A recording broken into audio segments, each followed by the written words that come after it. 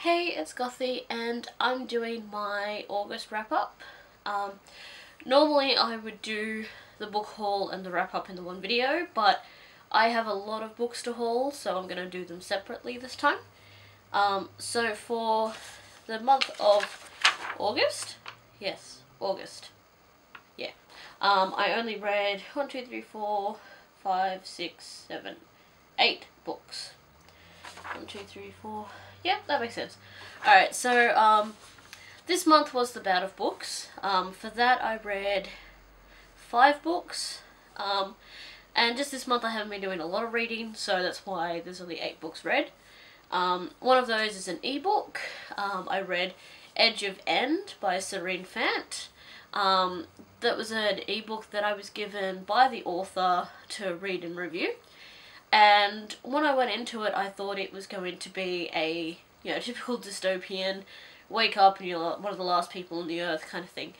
But it really wasn't that at all. It kind of, the beginning part made you seem like that was the case, but it wasn't. It was actually really interesting. There are a few grammatical errors, but I might have accidentally uploaded the non-finished edited copy rather than the edited copy, so that could have been my fault entirely. But overall it was really good. I would recommend people pick it up and read it. Again, it starts off like a dystopian, but it's not a dystopian, and I don't want to say what it is because it'll ruin it. So grab it and read it. It was actually really good. It's fairly short, so it was really quick to get through. As for physical books, I read 7. Again, 5 of those were for the bout of books. So, you just reorganize these quickly. Okay, so for the bout of books, these are the 5 that I read. So, hello Illidan, who's running around my bed for some reason. So, I started off with Hollow City, by Ransom Riggs, and this is the sequel to Miss Peregrine's Home for Peculiar Children. I gave this a 5 out of 5. I'm really in love with the series. I can't wait for the next one to come out because this was so good. And I also read Life Eternal by Yvonne Woon. Gave this a 5 out of 5 stars as well. This one is one that I thought was like a vampire paranormal type of thing, and to a point it is. It has a few trademark paranormal themes. It has a little bit of romance in there, but ultimately it's almost like a mythology type of thing. So that's actually really good. This is the 2nd book in the series, and the paperback for the 3rd book in the series comes out soon, and I think I might wait to see if they have a cover like this before I pick it up, because the 2 paperbacks that I have got this style of cover instead of the one they've just released, so I have to wait and see. Apart from that, I read Half Bad by Sally Green. 5 out of 5 stars again, because this was really good. I mostly read a lot of paranormal, witchcraft kind of stuff, so this was really interesting. It was a different take on witchcraft and that kind of thing, and I really want to get my hands on the 2nd book.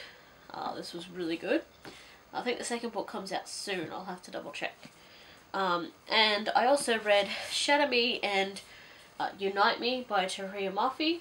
So it's the 1st book, and this is 2 of the novellas. I was going to read Unravel Me and Ignite Me as well, but I did a silly thing, and I read both of the novellas in this without looking up what order the novellas came in, so I spoiled myself for Unravel Me, and I just didn't want to pick it up because of that. So that's where I stopped, and I had like 2.5, 3 days left of the readathon, and I just didn't read anything for it, so yeah, I kind of did a silly thing there. Apart from that, I read The Order of the Lily. This is by Catherine A. Wilson and Catherine T. Wilson. They're both Australian authors, and this is book 2 of the Lions and Lilies series. I think I've said this quite a few times now, but I don't read a whole lot of historical romance, but this series has gripped me completely, and now I really, really need the third book. Like, now I don't want to wait. It's a really interesting one. So the first book was written in the form of letters from one of the characters to the other character. This one has like a couple of letters, but mostly it's written the same format as a regular novel, so that was quite interesting. It shifts perspective every chapter or two, so you go from being in Cecil's point of view and then in Catherine's point of view. So yes, I really like this series. Again, Australian authors, so you know, it's really good to pick up books by Australian authors. And the final book that I read, which I finished yesterday, the day before yesterday, no, actually I finished it on the night of the 31st of August at like 11 PM or something, and that is The Gospel of Loki by Joanne Harris. I'm very much into, I'm into fantasy, I'm into paranormal and witchcraft and that kind of thing, so it kind of goes without saying that I'm into mythology as well. During high school, the thing I loved most about history classes and ancient history classes was the mythology aspect. I didn't really like learning about battles and, you know, cultures and stuff got a little interesting, but mythology was my thing. So this is really good. This is I wouldn't really say a retelling, because the thing with mythology is there are so many different interpretations, you can't ever really know what actually happened. But this is essentially a retelling of the birth of the Nordic gods and then the demise, like the downfall of the Nordic gods. And it's told from the perspective of Loki, who is one of my favourite mythological characters, I guess.